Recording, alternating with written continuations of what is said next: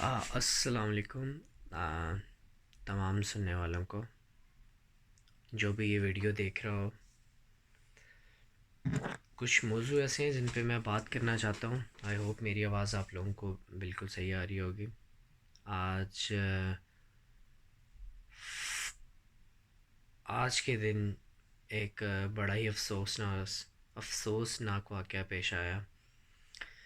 हमारे साबका वज़ीर आज़म इमरान खान पे एक कातलाना हमला किया गया, असैसिनेशन अटैम्प्ट की गई,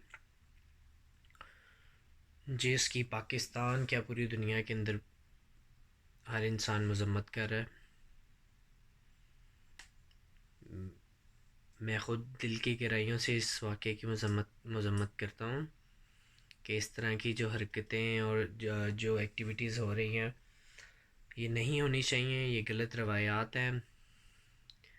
ये आगे की जनरेशन जो सी है उसकी उनको ख़राब करने की कोशिश की जा रही है।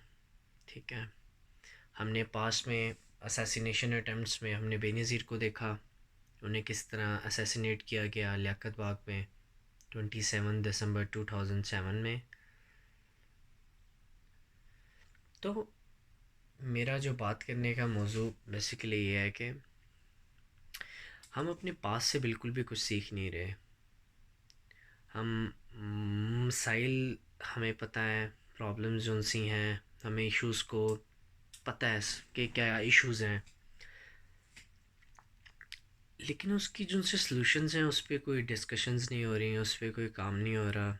जो असल जो बात यह है कि पहली बात यह है कि जब इश्यूज़ ऑलरेडी पता हैं कि क्या है, उसकी सॉल्यूशंस पे काम होना चाहिए। हमारी जो सी पॉलिटिकल सिचुएशन है वो अनस्टेबल हो चुकी है। हम देख रहे हैं पिछले चंद सालों से जो सियासत के अंदर गलत रवायात डाली गई हैं।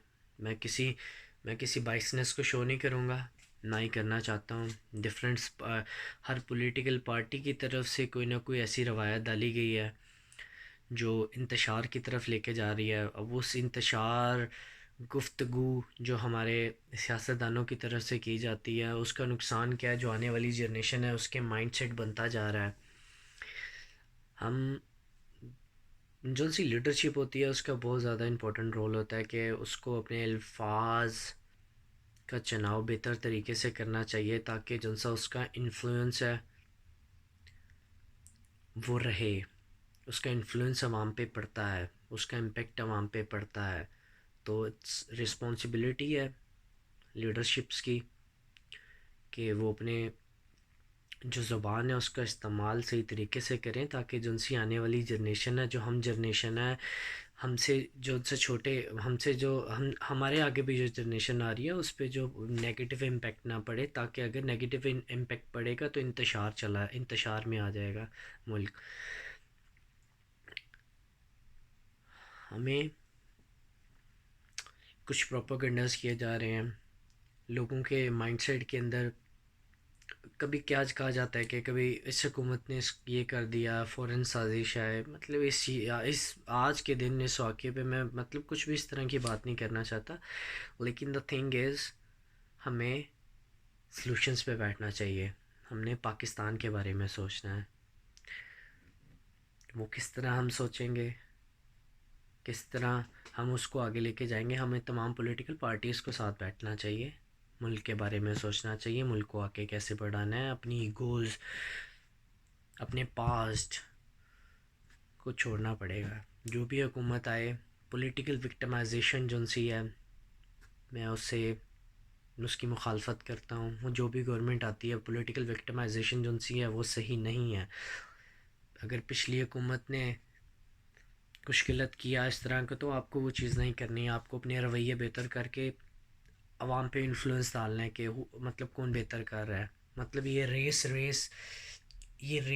चोर, इस रेस के अंदर जी कौन इस कुर्सी पे बैठेगा, किसके पास अथॉरिटी होगी। हमारे जो उनसे मोअज़्ज़ज़ अदारे हैं हम उनको गंदा कर रहे हैं। हम आवाम में उनका नाम लेके उनकी क्रेडिबिलिटी जो उनसी है उसको लूज़ कर रहे हैं।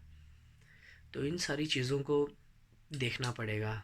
हमें अपनी साख्त जो सी है उसको मज़बूत करना पड़ेगा। हमें हम कह रहे हैं कि जी जिनसी फॉरेन इंटरफेरेंस है, लेकिन जिनसी इंटरनल इंटरफेरेंस की वजह से जो नुकसान हो रहा है हमें उसका भी एनालिसिस करना चाहिए कि हम उस चीज़ को किस तरह बेहतर कर सकते हैं। जिस तरह एक और एक इशारा होते हैं, उसी तरह हमें तमाम पॉलिटिकल पार्टीज़ को साथ बैठ के इन चीज़ों पे सोचना चाहिए।